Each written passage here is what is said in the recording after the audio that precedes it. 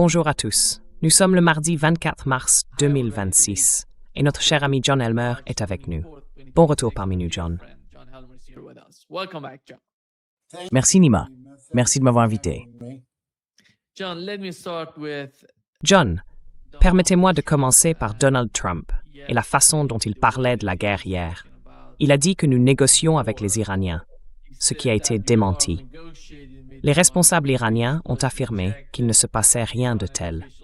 Et voici ce que les journalistes ont demandé à Donald Trump.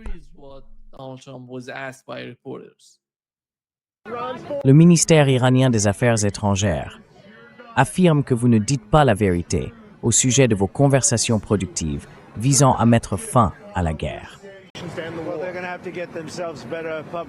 Eh bien, ils vont devoir se trouver de meilleurs responsables des relations publiques. Nous avons eu des discussions très franches. Nous verrons où cela mène. Nous avons des points majeurs d'accord. Je dirais presque tous les points d'accord. Peut-être que ça n'a pas été communiqué. La communication, comme vous le savez, a été complètement rompue. Ils sont incapables de se parler. Mais nous avons eu des discussions très franches. M. Witkoff et M. Kushner les ont eues. Elles se sont, je dirais, parfaitement bien passées. Je dirais que s'ils poursuivent dans cette voie, cela mettra fin à ce problème, à ce conflit. Et je pense que cela y mettra fin de manière très significative. Nous gardons très à l'esprit nos partenaires au Moyen-Orient. Nous avons eu d'excellentes relations avec beaucoup d'entre eux, comme vous le savez. Beaucoup ont été touchés de manière surprenante.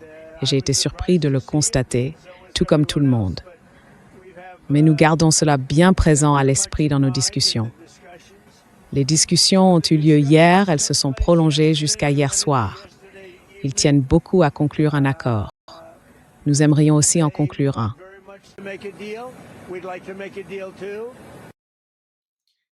John, que penses-tu de ce que fait Donald Trump?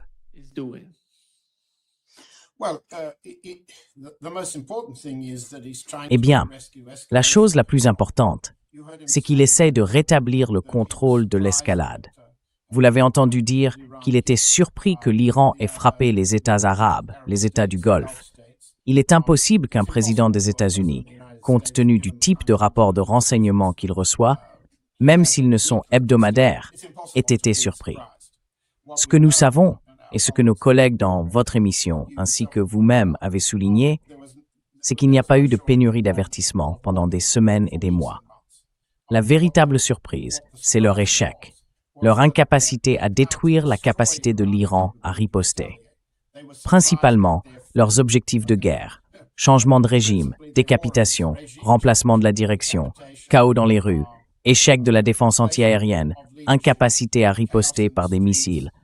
Tout cela a échoué.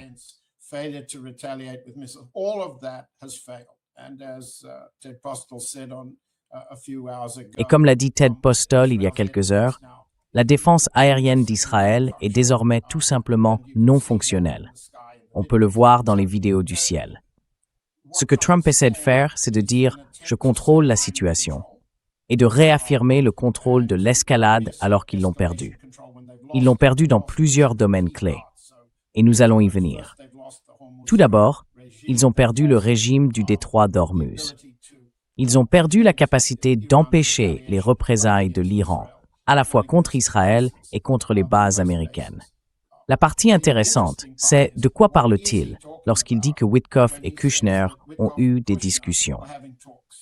Maintenant, l'indice, malgré les démentis iraniens selon lesquels il n'y aurait pas de négociation directe ou de négociation entre guillemets avec l'homme au sommet, une expression que Trump a utilisée dans cette série de remarques, c'est qu'en réalité, elles sont indirectes.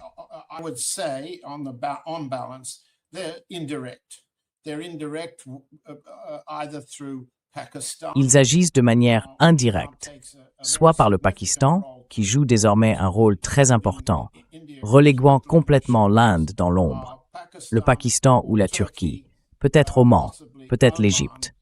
Ce sont les 4 prétendants. Ils se sont tous proposés comme médiateurs. Beaucoup de gens font cela pour gagner en réputation, pour gagner de l'argent.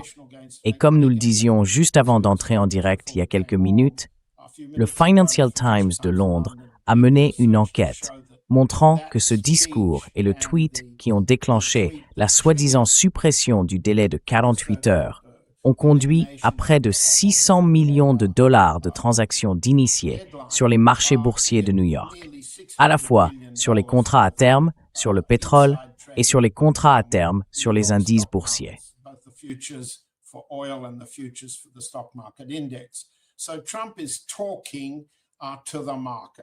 Donc, Trump s'adresse au marché, il parle à l'argent, et l'argent gagne de l'argent sur ce qu'il dit à travers la spéculation sur ce qui va se passer ensuite ou ne pas se passer. Le contrôle de l'escalade est ici un objectif militaire, un objectif politique et un objectif financier. Et l'argent est distribué à ses partisans. Ces partisans réinjectent une partie de cet argent dans ses campagnes électorales, et ainsi le cycle continue. C'est ainsi que j'interpréterai la première série de remarques. Nous pourrons y revenir dans un instant, mais la question est, qui lui répond? L'Iran d'un côté, la Russie de l'autre, la Chine encore d'un autre. De quelle manière réagissent-ils à ce que Trump a dit? Nous pourrons y revenir dans un instant.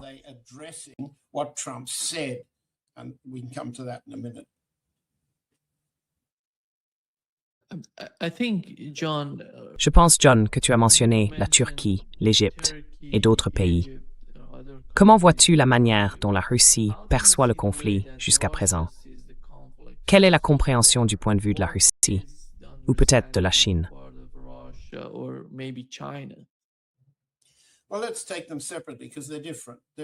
Eh bien, prenons-les séparément, car ils sont différents, fondamentalement différents. Commençons par la Russie, car c'est compliqué, ou plutôt plus simple. Je connais un peu mieux la Russie.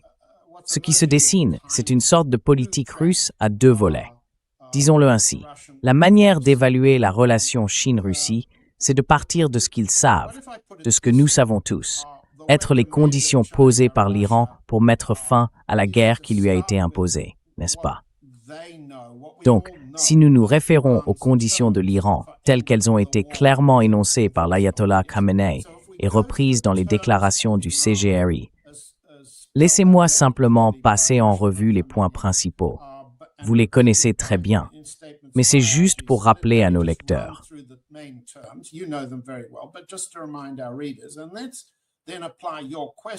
Appliquons donc votre question à ce que fait la Russie et à ce qu'elle dit à propos de ces conditions. Quelles sont les conditions de l'Iran pour mettre fin à la guerre? Tout d'abord, pas de cessez-le-feu. Ce n'est pas la question. Il s'agit de ce que nous avons appelé, dans les négociations entre l'Ukraine et la Russie, les causes profondes. Il faut s'attaquer aux dangers à long terme que représente pour l'Iran un État génocidaire et expansionniste, Israël, et la communauté juive mondiale qui le soutient, en particulier aux États-Unis. L'Iran ne peut pas simplement accepter un cessez-le-feu immédiat et attendre la prochaine reprise des hostilités. Ce n'est pas envisageable. Et à l'heure actuelle, compte tenu du changement dans l'équilibre des forces militaires et du déplacement du pouvoir politique que l'Iran a imposé au Moyen-Orient, disons que la première condition est pas de cessez-le-feu. Il faut traiter les causes bonnes.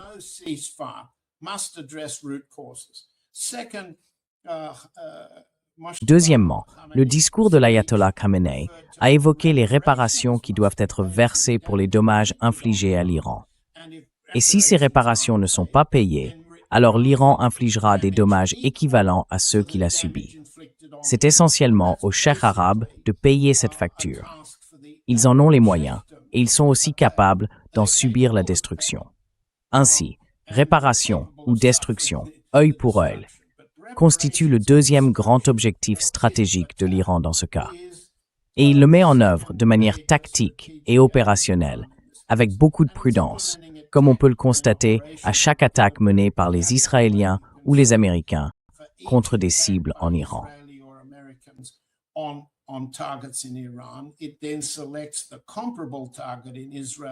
Il choisit ensuite une cible comparable en Israël ou dans les États arabes, des bases ou installations américaines, des banques et ainsi de suite.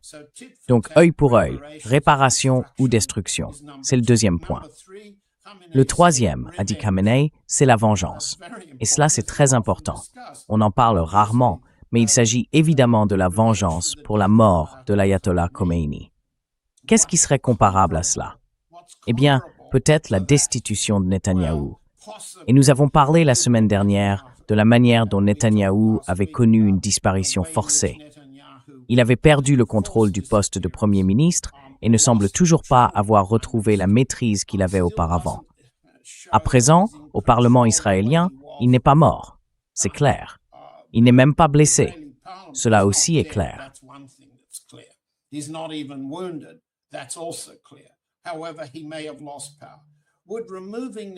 Cependant, il se peut qu'il ait perdu le pouvoir.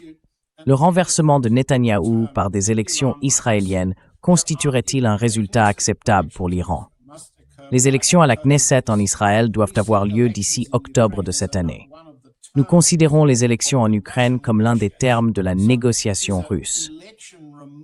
Alors, une destitution électorale de Netanyahou fait-elle partie des possibilités qui équivaudraient à quelque chose de moins sévère que la peine capitale, le troisième terme? Le quatrième terme a évolué depuis le discours de Moshe Degani jusqu'à aujourd'hui, et il s'agit d'un nouveau régime pour l'exploitation du détroit d'Ormuz, afin qu'il ne puisse pas être utilisé contre l'Iran. L'Iran a la capacité d'utiliser ce détroit, et peut-être Bab el-Mandeb, qui est contrôlé depuis le Yémen, pour amener le reste du monde consommateur de produits énergétiques à comprendre qu'une solution de fond pour le Moyen-Orient ne peut pas impliquer un soutien déséquilibré à Israël.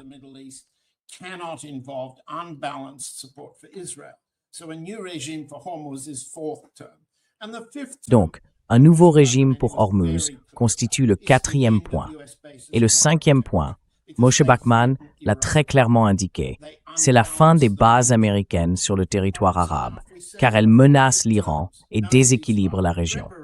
Très bien. Donc maintenant, si nous disons qu'il y a 5 points, pas de cessez-le-feu, réparation, vengeance, un nouveau régime pour Hormuz et la fin des bases américaines, revenons à votre question. Que dit la Russie à propos de tout cela? Ensuite, nous parlerons de la Chine. Réponse. Pratiquement rien. Hier, il y a eu un appel téléphonique entre le ministre Arashi et le ministre des Affaires étrangères Lavrov.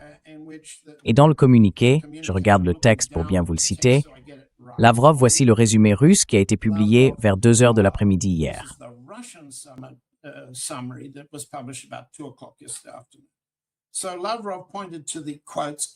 Ainsi, Lavrov a souligné, je cite, l'inacceptabilité catégorique des frappes américano-israéliennes contre les infrastructures nucléaires iraniennes, y compris Bushehr, qui créent des risques de sécurité inacceptables pour le personnel russe, et pas seulement pour le personnel russe, et comportent des conséquences environnementales catastrophiques pour tous les pays de la région. Eh bien oui, c'est un avertissement adressé à Israël et aux États-Unis. Ne touchez pas à Bushehr, qui a été partiellement frappé à proximité l'autre jour. Puis Lavrov déclare avoir noté, et c'est la partie importante, la nécessité d'une cessation immédiate des hostilités et d'un règlement politique tenant compte des intérêts légitimes de toutes les parties concernées, principalement de l'Iran. Eh bien, qu'est-ce que cela signifie?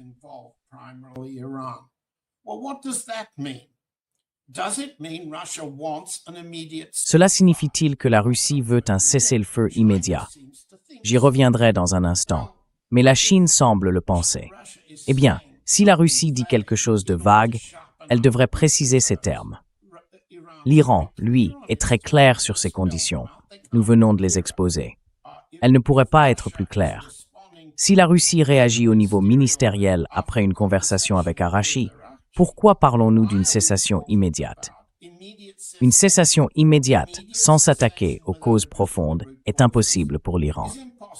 Alors, que signifie l'expression utilisée par Lavrov, et qu'il a déjà employée, tout comme d'autres responsables russes, les intérêts légitimes de toutes les parties concernées? Cela veut-il dire Israël? Cela veut-il dire les États-Unis?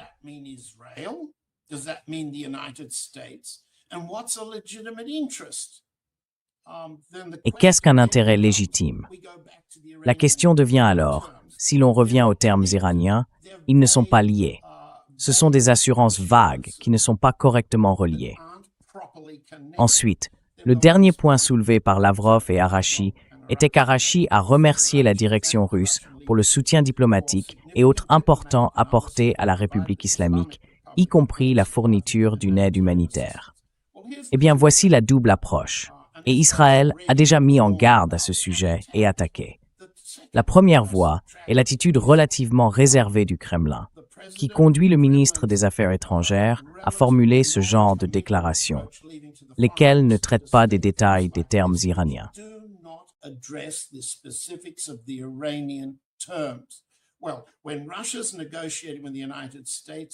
Eh bien, lorsque la Russie négocie avec les États-Unis, avec l'Ukraine et avec les Européens au sujet de la guerre en Ukraine, les termes sont précis. Pourquoi sommes-nous flous maintenant? Deuxième piste, c'est une idée présidentielle, c'est l'idée de Poutine. Introduisons de l'ambiguïté, car cela sert les intérêts de la Russie puisqu'elle est en guerre avec les États-Unis et l'Ukraine et qu'une grande offensive se prépare. Notons cela, afin de ne pas antagoniser Trump au point de compromettre les négociations de paix en Ukraine. C'est un intérêt russe. Appelons donc la première piste un langage diplomatique flou, abordant de manière peu claire les conditions de l'Iran. La deuxième piste est militaire, liée aux renseignements et secrète. Elle implique un réapprovisionnement par la mer Caspienne.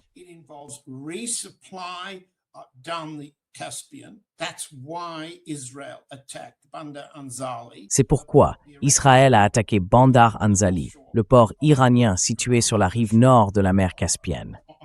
Ce port a été utilisé par l'Iran pour expédier des drones et d'autres équipements militaires à la Russie pour la guerre contre les États-Unis et l'Ukraine.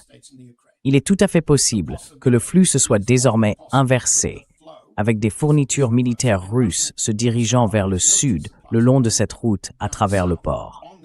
Israël a attaqué le port. Zelensky a publiquement déclaré que la route s'était inversée. Mais disons simplement qu'il reste entièrement secret, et devrait le rester, que la Russie n'aide pas seulement l'Iran pour des raisons humanitaires, ce qui est évident. Il y a également eu des envois d'avions via le ministère des Situations d'urgence.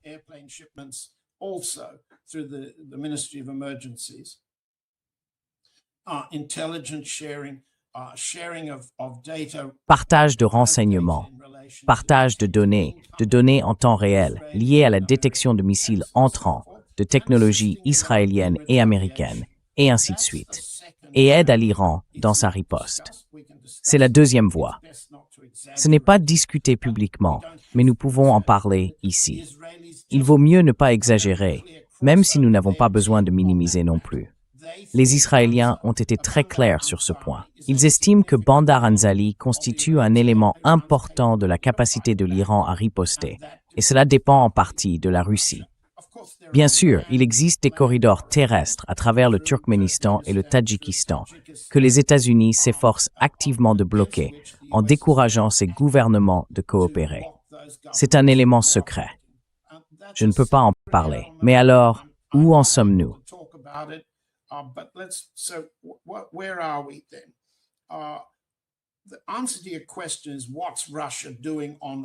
La réponse à votre question est la suivante. Que fait la Russie selon les conditions de l'Iran? Elle apporte une aide secrète. C'est la deuxième voie.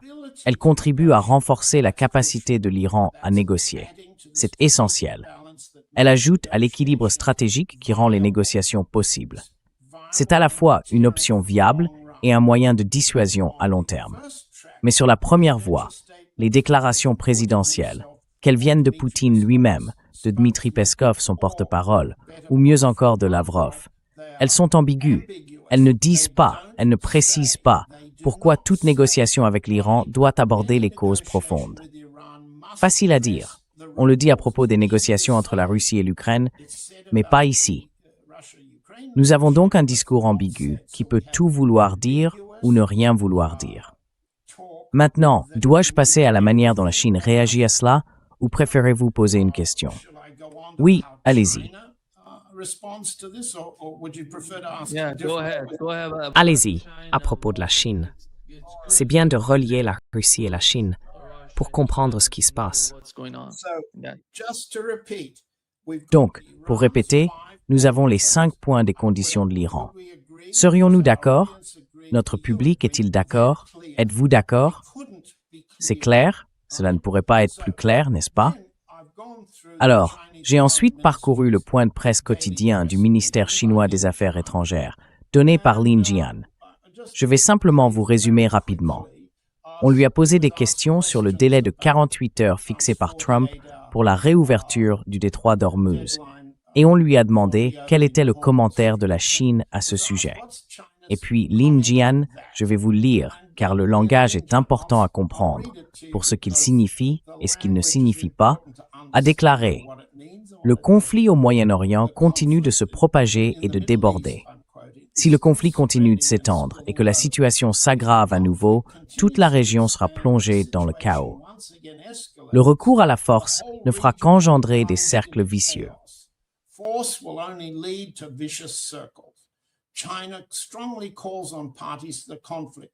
La Chine appelle fermement les parties au conflit à cesser immédiatement les opérations militaires, à revenir au dialogue et à la négociation, et à ne pas poursuivre une guerre qui n'aurait jamais dû avoir lieu. Cela a été déclaré hier.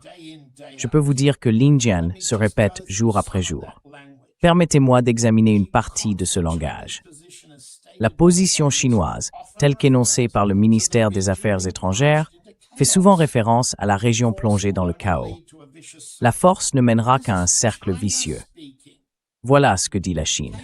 Le chaos n'est pas le résultat de l'usage de la force. Les Chinois se souviennent-ils de la célèbre expression de Mao? Le pouvoir naît du canon d'un fusil. Autrement dit, la force modifie l'équilibre des pouvoirs, et cet équilibre des pouvoirs est décisif.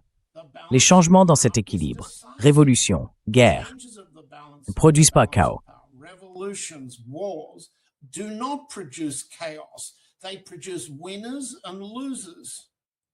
Ils produisent des gagnants et des perdants. J'invite tout expert chinois, s'il y en a un dans l'auditoire, à m'expliquer pourquoi les déclarations officielles chinoises continuent de faire référence au chaos, un terme très peu maoïste. Deuxièmement, on remarque qu'ils reprennent les termes iraniens en appelant les parties au conflit à cesser immédiatement les opérations militaires. Cela ressemble à un cessez-le-feu immédiat. Cela semble être l'antithèse des termes iraniens. Nous savons maintenant que la Chine adopte également une approche à deux volets. Elle aide l'Iran de toutes sortes de manières, secrètement, militairement, sur le plan des infrastructures et financièrement. Oui, mais comment exactement? Nous ne le savons pas précisément. Mais pourquoi la déclaration diplomatique, pour ainsi dire, est-elle si contraire aux termes iraniens? Je ne peux pas vous dire pourquoi, mais c'est, à mes yeux, l'élément le plus important de la réaction chinoise.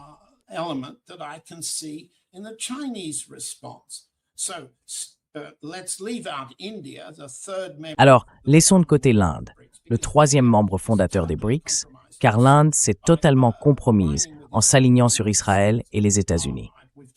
Nous en avons déjà parlé. L'Inde est désormais incapable d'agir comme médiateur. Elle n'est plus neutre.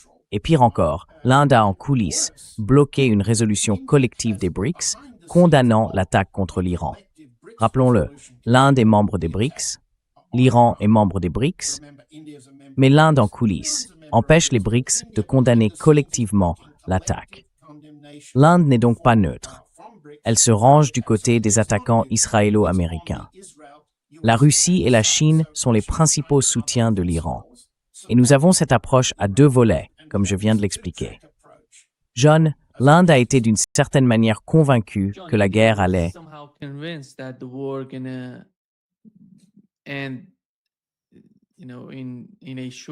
Vous savez, en peu de temps, il semble que quelqu'un dans l'administration Trump, les Israéliens, ait réussi à convaincre non seulement les États-Unis, mais aussi tous ces États arabes, ainsi que l'Inde. N'est-ce pas? Est-ce bien ce que vous comprenez, qu'ils étaient tous ensemble?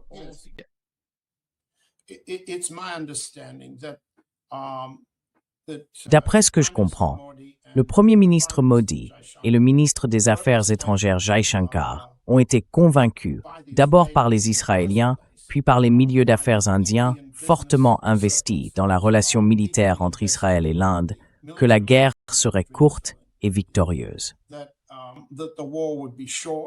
and it would be successful.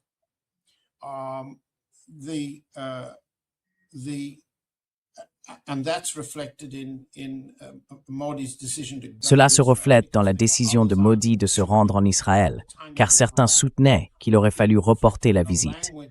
Le moment n'était pas approprié. Cela se retrouve également dans le langage de ses discours, en particulier celui prononcé à la Knesset, qui suivait la ligne de Jaishankar. Soutenir les États-Unis, soutenir le lobby juif et améliorer les conditions de négociation de l'Inde pour un accord commercial. Tous ces éléments ont complètement compromis Modi et Jaishankar auprès des États arabes. De plus, les dirigeants émiratis, en particulier Tahnoun Ben Zayed Al Nahyan, ont joué un rôle particulier après que le président des Émirats arabes unis s'est rendu à Delhi pour signer avec Modi plusieurs protocoles d'accord dans le domaine de la défense et d'autres secteurs.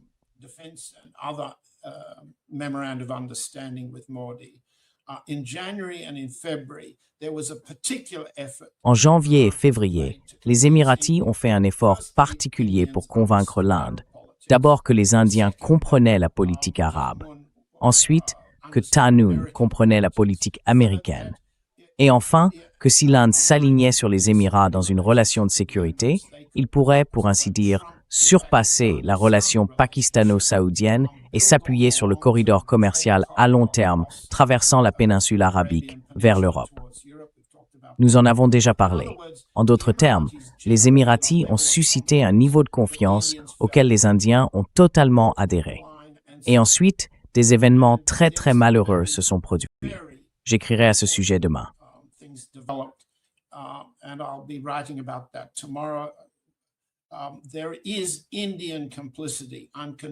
Il y a une complicité indienne. Je suis convaincu par les preuves et je le mettrai par écrit demain. Modi et Jaishankar ont été profondément impliqués dans la planification du naufrage du Dena, la frégate iranienne, qui a coulé à seulement 18 minutes de navigation en dehors des eaux territoriales sri-lankaises. C'était un meurtre de sang-froid, et la partie indienne n'a pas seulement participé à la planification, mais aussi activement à la dissimulation de ce qui s'est passé. Mais c'est une question secondaire. C'est un sujet sérieux à long terme pour la politique intérieure indienne. Entre le camp militaire et l'honneur de l'armée indienne, en particulier l'honneur de la marine indienne dans un tel événement. Mais cela, ce sera pour demain.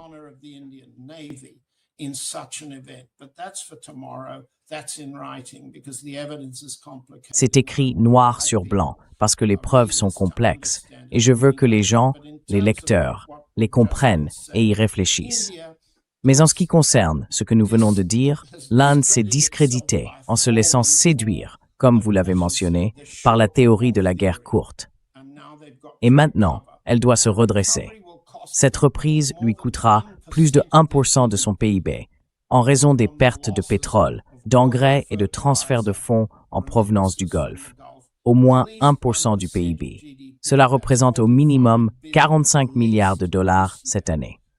Les coûts pour l'Inde sont très importants et il y aura une sanction politique pour Modi lors des élections régionales qui auront lieu dans quelques jours, en avril, dans 5 États.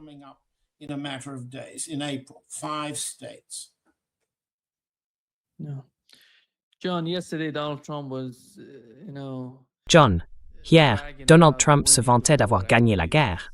Il gagne la guerre, il fait tout. Mais on peut voir quelque chose se passer au sein de l'administration. Je ne sais pas si tu as vu les images de Steve Miller assis là, pendant que Donald Trump parlait de l'annonce par les États-Unis de leur victoire sur l'Iran. Et voici la réaction de Steve Miller.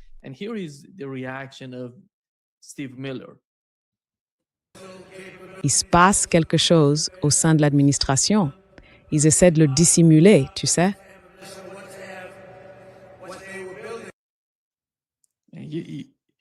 There is something going on within the administration. They're trying to cover it, you know. It doesn't matter how. Peu importe à quel point ils essaient de le faire. Donald Trump lui-même essaie de faire de son mieux, vous savez, pour appeler. Mais comment voyez-vous l'administration, l'unité au sein de l'administration Trump? Well, I'm very glad you caught Miller. Eh bien, je suis très content que tu aies remarqué Miller souffler. Qui parmi nous ne fait pas ça? Par frustration ou simplement parce qu'il est à bout de souffle? Je ne pense pas qu'il s'ennuyait. Cela ne ressemble pas à un geste d'ennui. Cela ressemble à de la frustration. Le problème pour Stephen Miller, et nous en avons déjà parlé, tient en partie à son ambition et en partie à sa loyauté. Sa principale loyauté va à la communauté juive à laquelle il appartient et à Israël. La seconde concerne sa doctrine, selon laquelle Trump gagne en exerçant une violence efficace à l'intérieur du pays, en dirigeant l'ICE vers les villes contrôlées par les démocrates, montrant la force comme un outil politique efficace. Showing force as an effective political tool. He's failed at that domestically. Il a échoué sur ce plan au niveau national. Son ambition a toujours été de réussir à utiliser la violence à l'intérieur du pays par le biais de l'ICE et ensuite d'employer la violence de manière efficace à l'étranger. Rappelez-vous, le poste de conseiller à la sécurité nationale à la Maison-Blanche, qui occupe un bureau au rez-de-chaussée de l'aile ouest, juste à côté du président, est plus ou moins vacant. Le secrétaire d'État, Marco Rubio, occupe les deux fonctions. Mais d'après ce que je comprends, Miller a eu l'ambition de lui prendre ce poste, laissant Rubio de l'autre côté de la rue, à Foggy Bottom, au département d'État. Je dirais qu'il est en train de perdre sa chance de devenir conseiller à la sécurité nationale. On ne reçoit pas de promotion pour avoir perdu une guerre aussi importante que celle que Trump est en train de perdre contre l'Iran.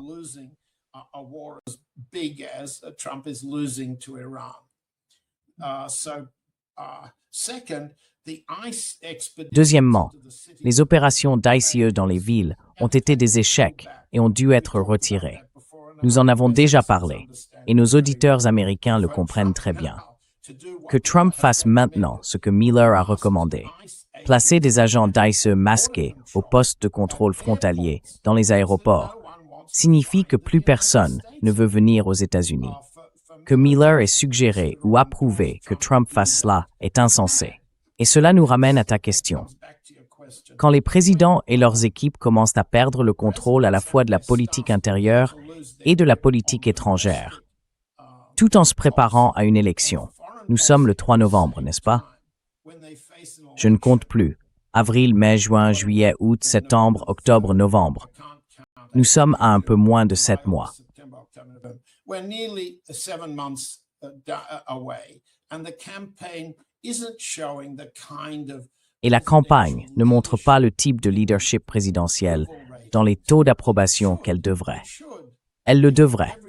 Si tout ce que dit Trump était crédible, il ne devrait pas y avoir un tel niveau de crainte de l'inflation. Or, il y en a un, et c'est le principal moteur du désaveu du président Trump. Il ne gagne rien à convaincre les gens de se rallier au drapeau d'une guerre perdue. La plupart des Américains ne soutiennent pas cette guerre. Et les sondages que Trump publie sont truqués de manière à exagérer la part de l'électorat MAGA au sein du Parti républicain.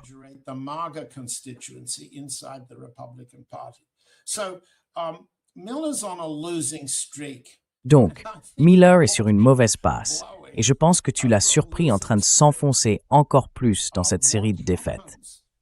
Que se passe-t-il pour les membres du personnel qui perdent leur ambition, dont le patron perd son pouvoir et devient un canard boiteux? Le personnel d'un président en fin de mandat, crois-moi, j'ai été à leur place, cherche un autre emploi. Il le faut. Tu cherches un autre emploi. Alors, comment fait-on quand on s'appelle Stephen Miller? Eh bien, il ne peut pas être promu à un poste que le président peut lui attribuer, comme président de la Banque mondiale. Il ne veut pas partir à l'étranger. Il ne supporterait pas d'être envoyé en Israël comme successeur de Huckabee à l'ambassade. Non, on peut l'envoyer quelque part pour gagner de l'argent. Mais gagner de l'argent à la manière de Trump exige des connaissances internes et d'appartenir à l'un des clans familiaux.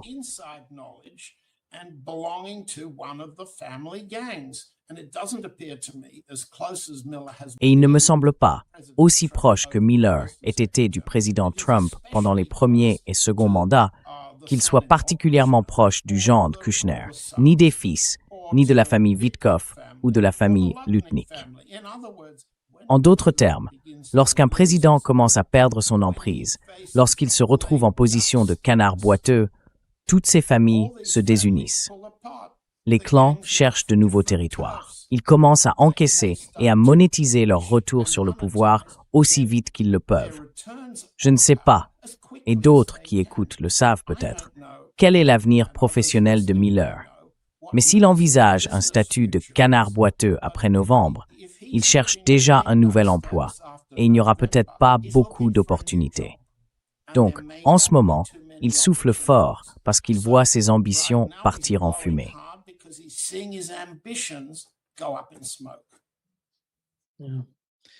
John,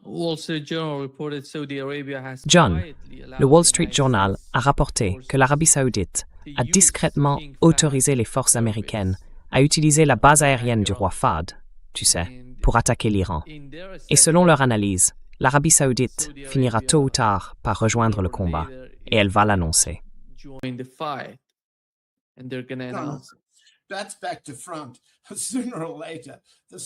C'est l'inverse. Tôt ou tard, les Saoudiens essaieront de s'en sortir en payant.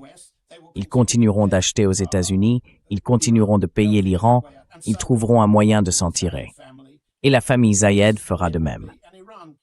C'est ainsi que les choses se passeront. Et l'Iran, pour la première fois à ma connaissance, peut-être que tu peux penser à un autre moment, dans l'histoire moderne du Moyen-Orient, disons, domine le succès, pour le dire crûment, de la liquidation de toutes les directions arabes laïques, en terminant par le meurtre de Kadhafi en 2011, puis la tentative de renversement d'Assad il y a presque 2 ans. Cela met fin à l'arabisme laïque, y met fin, et laisse l'Iran comme le dernier homme fort face à Israël. Les dynamiques seront les mêmes pour l'Iran que celles qu'exerçaient autrefois les Cheikhs envers Saddam, envers Kadhafi, envers les Arabes.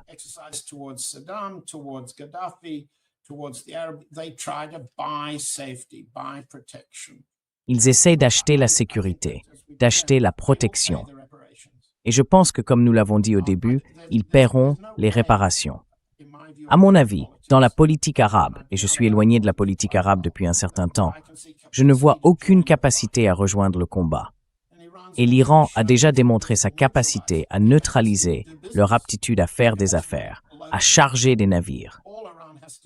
Il suffit que l'Iran augmente la pression sur Bab el-Mandeb et l'oléoduc de Yanbu et le chargement des navires quittant l'Arabie saoudite avec du pétrole, ou le déchargement des navires entrant en Arabie saoudite avec de la nourriture, s'arrête. Je dirais donc que la confiance des Cheikhs a été brisée d'une manière sans précédent dans la politique arabe récente.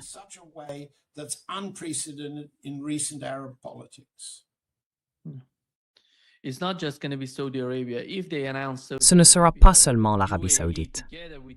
S'ils annoncent que l'Arabie saoudite et les Émirats arabes unis, avec le Koweït, vont se joindre au combat, je pense que c'est ainsi que les Yéménites et Saleh se rallieront. Ils vont entrer dans le jeu. Ils vont entrer dans la guerre. Cela va être, à mon avis, extrêmement influent pour tous ces États arabes. Mais d'un autre côté, John, il y a une autre tendance dans ces États arabes, celle qui vient du Qatar. Ce qu'ils essaient de faire, il y a quelques instants encore, c'était d'exhorter tout le monde à tout arrêter immédiatement, parce qu'ils sont frappés de tous côtés. Ils ne veulent pas de cette guerre. Ils ne veulent pas en faire partie.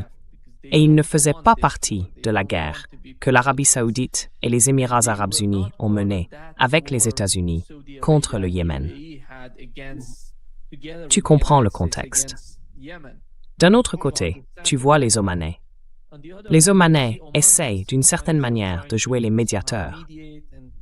Tu vois 2 types de démarches de la part des États arabes. Est-ce bien ton interprétation? Oui.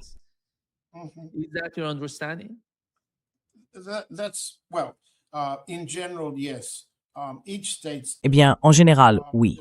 Chaque État est différent. Il y a toujours la possibilité que les États-Unis utilisent des forces terrestres pour capturer les îles Tunb, qui font partie d'un différend territorial de longue date dans le Golfe entre les États arabes et l'Iran.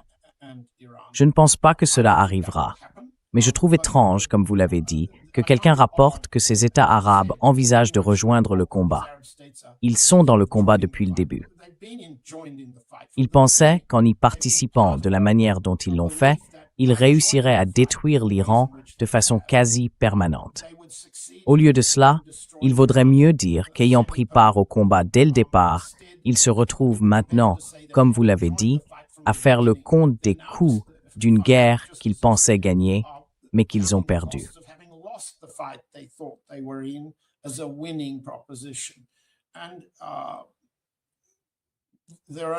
Et il n'y a, comme vous le dites, que peu de moyens de sortir de cette impasse. La seule arme qu'il leur reste, c'est l'argent. Acheter une protection, c'est ce que la Maison des Saouds fait depuis longtemps. D'abord avec les Britanniques, puis avec les États-Unis à la fin de la Seconde Guerre mondiale. On pourrait passer en revue chaque État, un par un. Acheter une protection et compter sur cette protection, c'est leur manière de faire. Dans le dos du protectorat, des gens comme Mohammed Ben Zayed et d'autres disent à leurs amis qu'ils méprisent les États-Unis. Ils essayent de montrer, du moins en parole, à quel point ils sont indépendants. Ils ne le sont pas. Et l'Iran vient de démontrer à quel point ils en dépendent aujourd'hui. Tout comme Kadhafi, Saddam, Hafez el-Assad et Nasser le disaient déjà à leur sujet il y a bien des années.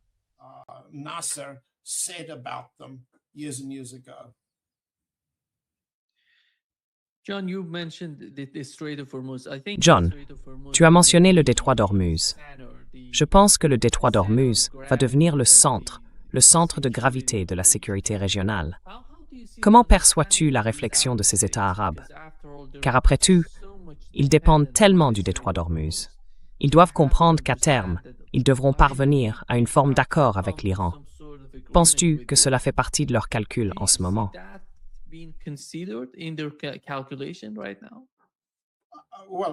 Eh bien, pardonnez-moi, je suis juste le correspondant à Moscou, n'est-ce pas?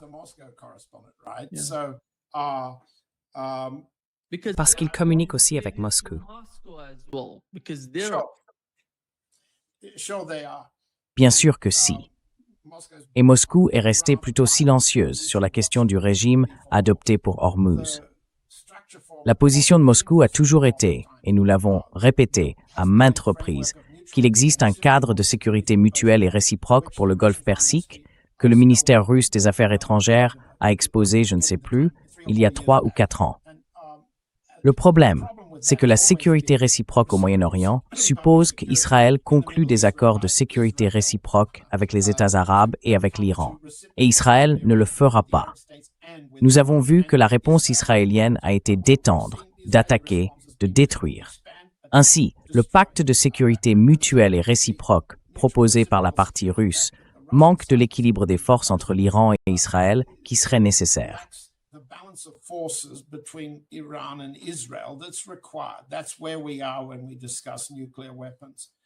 C'est là que nous en sommes lorsque nous discutons des armes nucléaires et des capacités de missiles, ce dont Trump a déclaré que Kushner et Witkoff parlaient actuellement.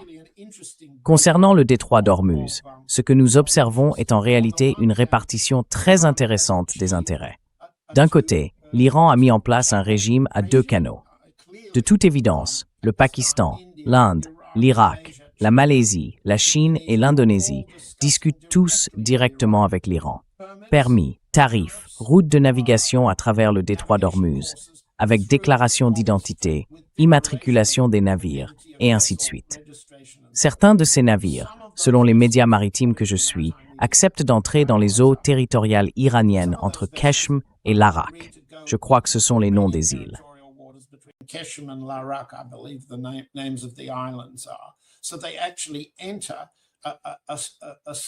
Ils entrent donc en réalité dans un chenal étroit qui fait partie des eaux territoriales iraniennes, en diffusant le numéro d'autorisation que les gardiens de la révolution islamique leur ont vendu contre une somme ou une faveur. Il existe donc un couloir maritime sécurisé dont les médias spécialisés parlent déjà, et ce couloir sécurisé inclut les principaux alliés, la Russie et la Chine, le Pakistan, les alliés ou États musulmans, la Malaisie, l'Indonésie et le Pakistan, avec quelques offres symboliques faites à l'Inde pour qu'elle se tienne tranquille. Il y a environ 22 pétroliers indiens, des transporteurs de gaz et de pétrole, ainsi que des vraquiers d'engrais d'origine indienne, bloqués dans le Golfe, et je crois que 4 navires ont été autorisés à sortir. Il s'agit donc d'un couloir ami. So you have a friendly corridor. You then have Iranian vessels. Vous avez ensuite les navires iraniens qui peuvent passer par le milieu, car les gardiens du détroit acceptent que les navires iraniens doivent sortir. Puis vient le problème pour tous les autres. Il est clair que les alliés européens des États-Unis préféreraient pour la plupart négocier avec l'Iran afin d'obtenir un passage sûr plutôt que de se joindre aux États-Unis et à Israël dans toute tentative d'ouvrir le détroit par la force. Nous verrons la rupture. Je crois que Bahreïn vient de proposer un projet de résolution au Conseil de sécurité de l'ONU pour autoriser l'usage de la force. Je pense qu'ils appellent cela des moyens nécessaires, mais c'est en réalité un camouflage pour la force. Bahreïn a proposé que le Conseil de sécurité de l'ONU vote à ce sujet. Voyons maintenant si le vote aura lieu et quels pays du Conseil voteront en faveur.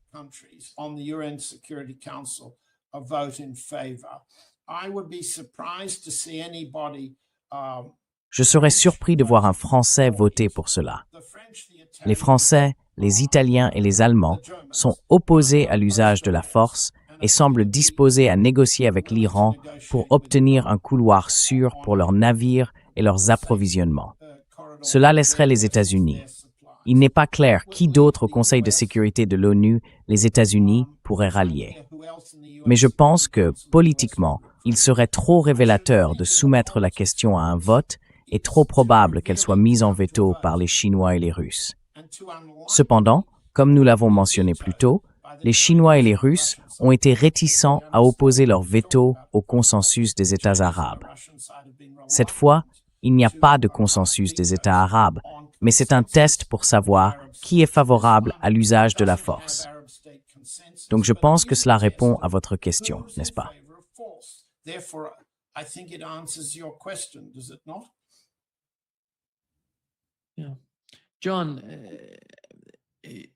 Oui, John, cela a répondu à ma question. Mais l'autre aspect du problème, c'est que Donald Trump essaie de mettre beaucoup de pression sur les Européens.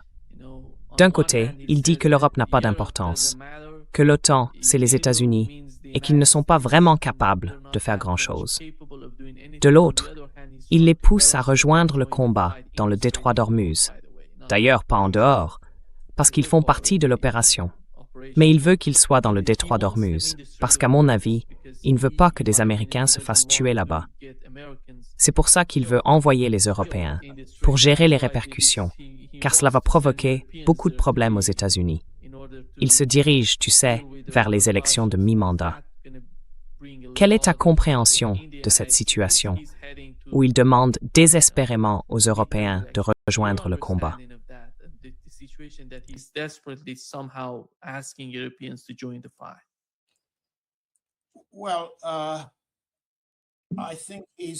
Eh bien, je pense qu'il ne fait que brasser de l'air, comme vous l'avez montré avec Stephen Miller. Il est clair que les alliés européens, la Grande-Bretagne, l'Espagne, l'Allemagne, l'Italie, la France et la Grèce, ont étendu leur parapluie militaire jusqu'aux limites de Chypre. C'est là qu'ils ont déplacé leurs flottes, leurs armes, leurs services de renseignement et leur engagement. Leur engagement consiste à défendre Chypre contre une attaque de drones du Hezbollah ou de l'Iran visant les zones de base britanniques et Chypre elle-même, car elle est en train de devenir une nouvelle colonie israélienne. C'est la limite de la force alliée européenne. Elle n'ira pas plus loin.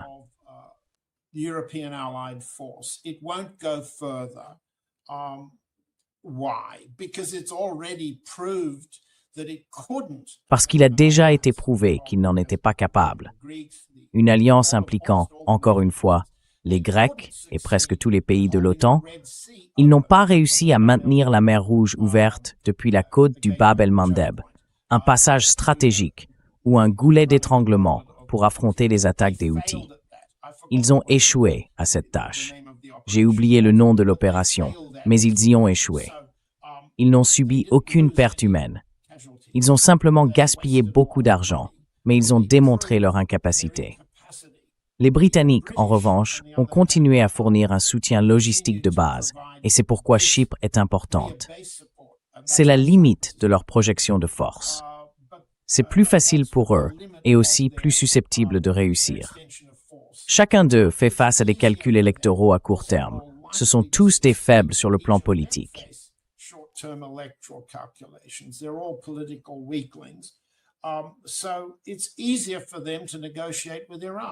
C'est donc plus facile pour eux de négocier avec l'Iran, et c'est ce qu'ils font. Je ne vois pas la politique de ces pays favoriser une démonstration de perte de force, perdre aussi lourdement qu'ils voient maintenant Israël et les États-Unis perdre. Ils ne sont pas fous, ils ne sont pas irrationnels.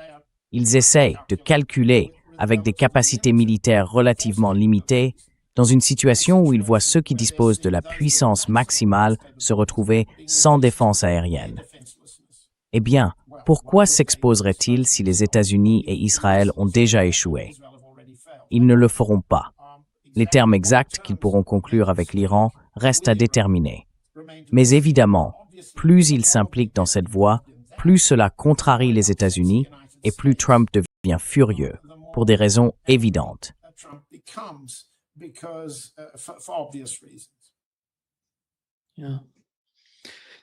Oui, Thank you, merci John. John. Comme toujours, nous apprenons beaucoup grâce à ta compréhension de la Russie, de la Chine et du Moyen-Orient, et nous apprécions vraiment ce type d'informations que personne d'autre n'est en mesure de nous fournir. Merci beaucoup. Thank you so much. C'est un beau compliment, Nima. Mais en réalité, la situation change de manière assez spectaculaire, et c'est précisément ce que font les révolutions. L'Iran obtient un résultat révolutionnaire dans une guerre qui visait à le détruire. Une révolution, dans le contexte du Moyen-Orient, nous entraîne dans un domaine où nous n'avons encore jamais été. Nous n'y avons tout simplement jamais été. J'attends la semaine prochaine avec impatience. Je pense que nos niveaux de risque, car lors des 2 derniers épisodes, nous étions de plus en plus inquiets que les Israéliens, en particulier Netanyahou, tentent une frappe nucléaire, ont évolué. À mon avis, Netanyahou est désormais sous contrôle américain et local.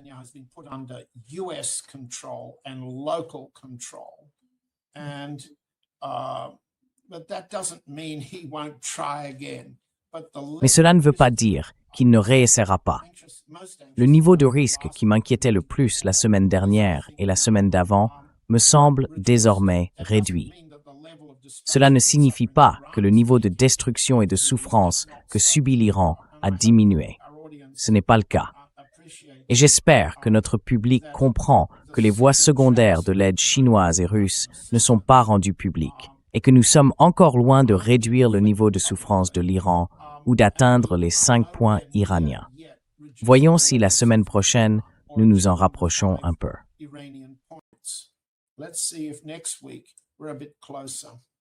Yeah. Oui, merci John, merci, au revoir. À la semaine prochaine. Salut. Bye.